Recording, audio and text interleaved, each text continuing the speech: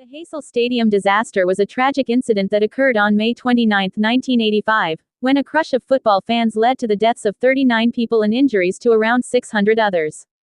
The tragedy unfolded in Brussels, Belgium, during the European Cup final between Liverpool FC of England and Juventus of Italy.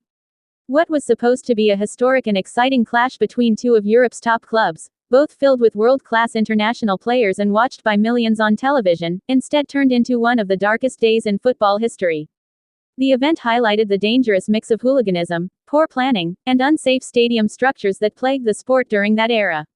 The final was organized like any other major European game, with tickets distributed to both sets of fans and a neutral section meant to separate them. However, officials from both clubs had warned beforehand that the neutral section, which was largely occupied by Belgian fans, would likely sell tickets to Juventus supporters.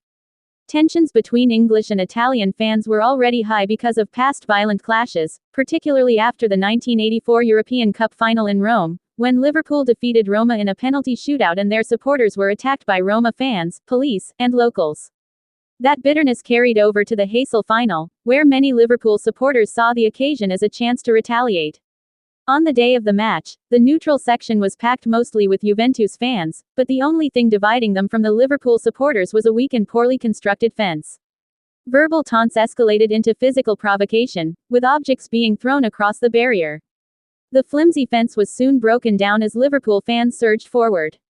Juventus fans, along with other spectators in the neutral zone, panicked and tried to escape, but many found themselves trapped against a solid concrete wall. The crowd pressure became overwhelming, and the wall collapsed, crushing people beneath the weight of those who were desperately trying to flee. In the chaos, 39 spectators, most of them Italians, lost their lives, and hundreds more were injured. Despite the horrific scenes and widespread grief, officials decided that canceling the match could provoke even greater violence, so the game went ahead under grim circumstances, with Juventus eventually winning 1-0. Responsibility for the disaster was widely debated. Heysel Stadium itself was already outdated, more than half a century old, and in poor condition due to neglect. Safety inspections had been failed in the past, and the threat of closure meant that little money had been spent on maintenance or modernization. The police also came under criticism for mishandling the situation, as they allowed rowdy fans into the stadium early instead of arresting them for disorderly conduct. Hooliganism was clearly a central factor, and the aftermath of Heysel marked a turning point for European football. English clubs were banned from participating in European competitions for 5 years, and Liverpool, being directly involved, faced an additional year on top of that. Legal action was also taken against individuals. 14 Liverpool supporters were found guilty of manslaughter and sentenced to 3 years in prison, though most served only about a year before being released.